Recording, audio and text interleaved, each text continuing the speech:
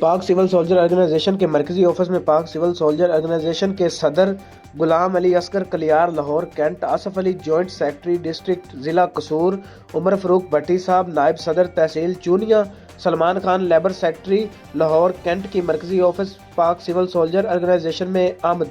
मरकजी की जानब से शानदार इस्तकबाल किया गया। सदर गुलाम अली असगर कलियार का कहना था कि चेयरमैन साहब से मिलकर बहुत खुशी हुई। चेयरमैन साहब ने अमन का पैगाम दिया।